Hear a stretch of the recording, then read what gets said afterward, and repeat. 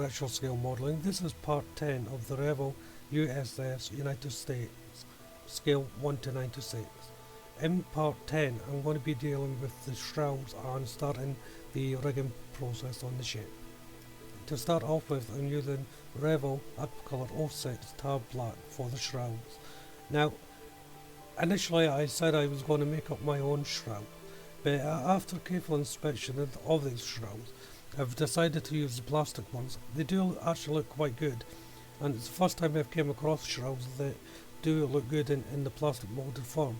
So I thought, well, I'm going to use them. This will be the first time for me using these, but it will save me at least 2 weeks work from making the shrouds. I'm going on to the pulley system now that gets attached under the shrouds. There's quite a lot of them to do, there's a lot to paint, but detail is the key here. So I'm using Revell Aquacolor 382 Wood Brown, and this is for the actual mechanical part of the pulley, so the wooden part that enables the rope to move. And then I'm going to be using 06 Tab Black for the actual rope itself. Now the instructions call for 09 Anthracite Black, but that's too much of a woodeny black for me. The Tab Black gives it a slight shine, and it looks more like rope if you're using this colour. It does help painting on the sprue here because these parts are quite small, so it's good to have it on the sprue while you're painting. That gives you a little bit more room to manoeuvre, and you're not holding the part with tweezers or with your fingers in order to paint it. So first of all, the top shrouds. This gets located on the middle cross tree up to the top cross tree, so just above the lower yard arm. It is a simple fit really. The best way to approach this is, don't worry if they bend too much, because they probably will, but that gives it a sweeping effect to the rope. These shrouds are generally never that tight, but they do want to have a stretched appearance on them. If you find that you positioned your cross trees slightly in the wrong place, just snip off the top part of the shroud for it to fit. So now it's time to make up the pulley for the shroud, and they come in two parts. There's the underside part is already attached to the shroud, and you have to place on the top side part. The location points are on each end of the shroud. They're fairly easy to locate and position in. Next is for the rigging part. Place your thread or rope in between the pulley, and then pull it down. And you want to get the thread on the pulley run, so right in the centre on the leading edge and going down. Then tie off with the simple knot. It's better if you double knot this so it doesn't slip, and then add a little bit of cement just to keep it in place. To attach the middle shroud, first of all you have to thread through the rope through the cross tree, and I'm using my threader here from my sewing kit to do this. If you haven't got one of these, a needle will do as well. It'll be very difficult to thread it through without a needle or a threader. The holes are just too small, you wouldn't manage it. But on this one there's 5 in total that you have to thread through.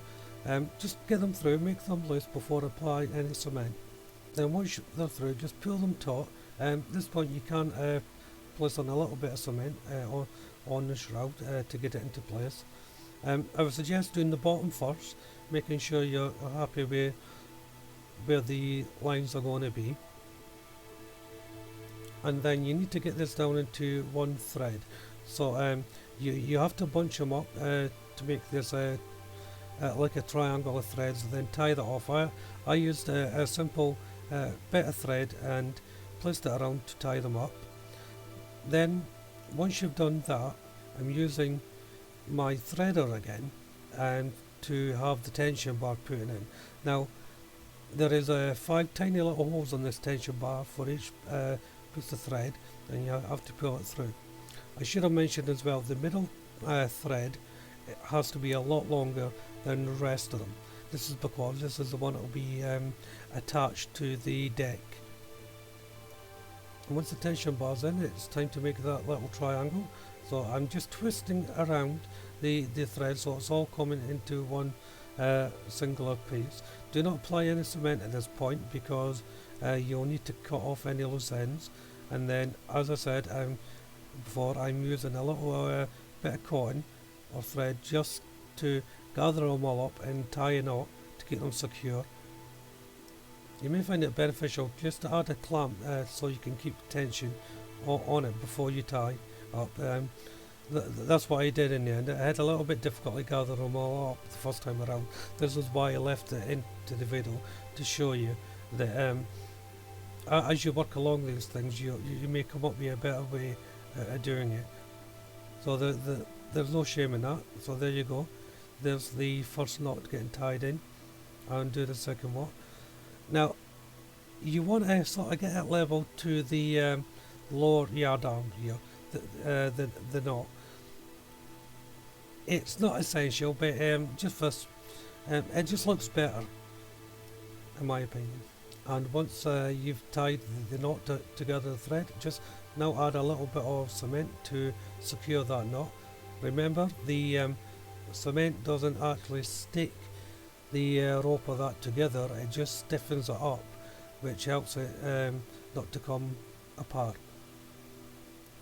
And then using my hobby knife and just cutting off all the loose ends, making sure the longer thread is secure. You don't want to be cutting that off, and you would have to take it all off and start again. I did that twice doing this, to show tell you how easy it is to actually cut it off by mistake. So be careful when you're cutting. This is why I'm using a knife and not scissors on this, just to make sure that you're not going to be cutting off that leading middle part. So as you can see, as you apply tension, you'll see how it's going to look. Once the shrouds are on, it's time to secure the mast. Make sure all your ropes and threads are out of the way. Just a little bit of cement is all that's required to fit it into position. You may have noticed I haven't put on the bottom shrouds. This won't go until near the end of the build because it's easier to get access to the ship as you're doing this. There was a little bit of rigging that I missed off, so I'm doing this on the main mast now. So this is the top shroud, and you need 3 leading lines coming down from the shroud. So I'm just tying them off now. Now don't worry if you did miss them off like I have. You can also do this while the mast is in place as well. It makes not much difference. In fact, it might be easier when the shroud's attached. So I'm using the same method as I did with the middle shrouds when I was attaching the lines. Just putting it under a little bit of clamp to hold the tension as I'm doing it. Again, the middle rat line or rigging has got to be a lot longer than the 2 end ones here. This is for it to be attached to the middle cross tree. And before I attach it to the cross tree, of course the middle shroud has got to go on first. So just like the aft mast, same process again, attaching it using my threader first of all to pull the threads through. And once it's in position, just a little bit of cement to secure it. And once that's dry, putting on the tension bar again. You can see a little bit more clearly on this one than I did on the last one. So just placing the thread into my threader before pulling it through. It can be a little bit tricky, as you can see. I'm just getting the thread to a point where you're happy that it's not going to come loose. This does take a lot of patience to do, but it is worth persevering over. I mean, it would be quicker with a needle, to be honest with you, but the needle has to be quite small as well.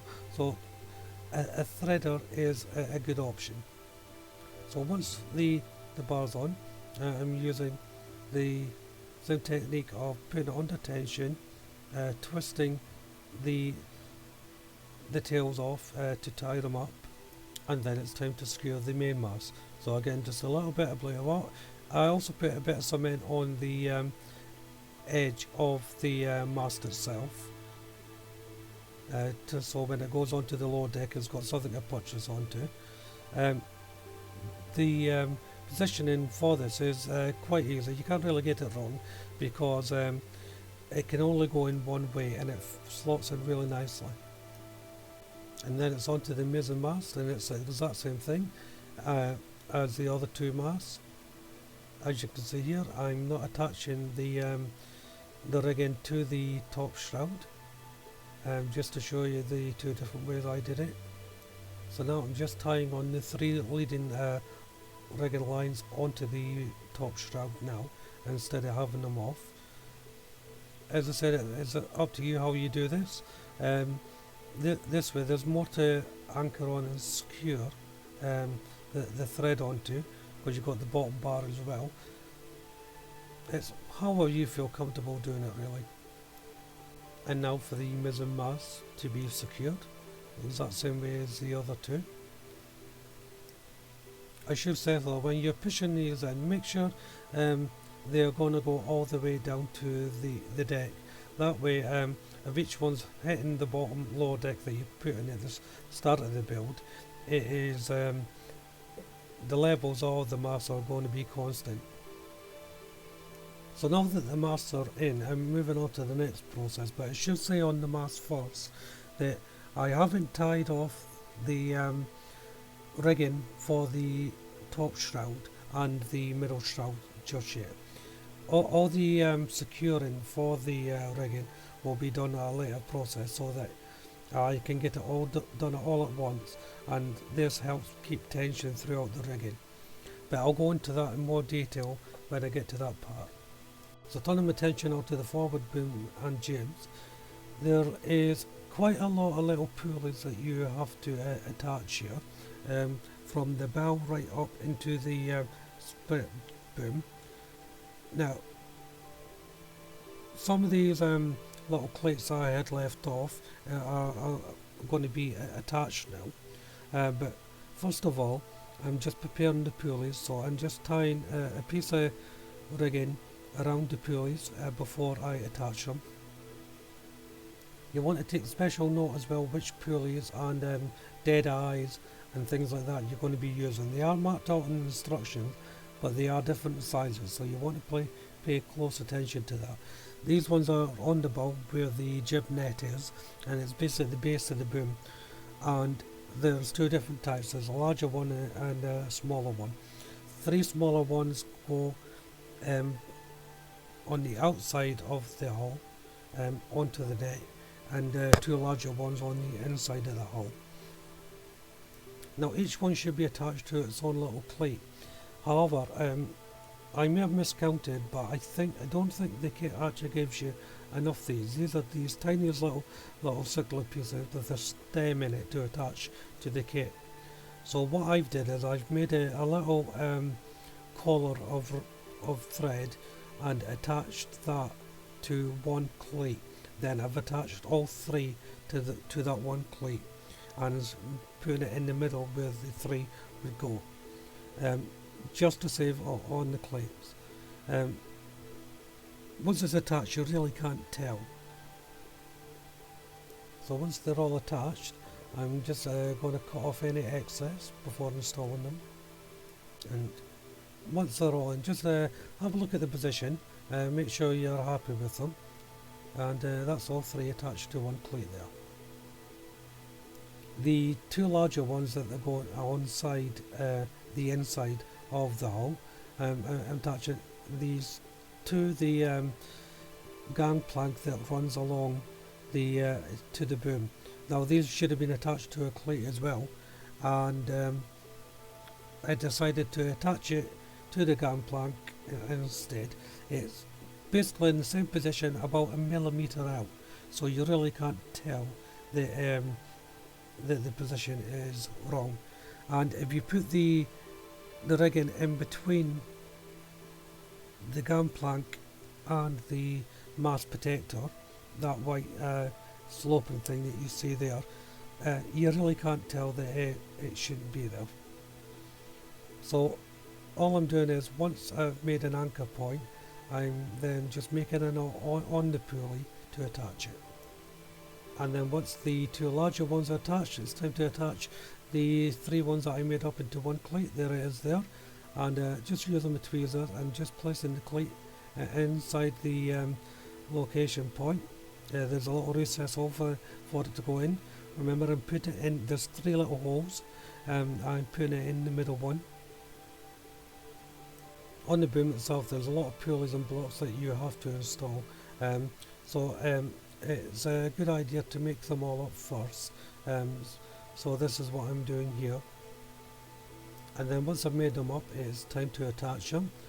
And they're secured just by a simple knot. You can use all different kinds of knots if you wish to do this, but I see no point trying to do any fancy knots, so just a simple knot to hold them into position, then a little bit of glue to secure the knot. So I'm just working my way down the boom, placing them all in. How I approached was, I took section by section, made up the pulleys, attached them, then made up some more pulleys and attached them. It works for me, it may not work for you, but that's how I approached it. I'll just do a little bit of fast forwarding here because it's pretty much the same thing all the way through attaching these.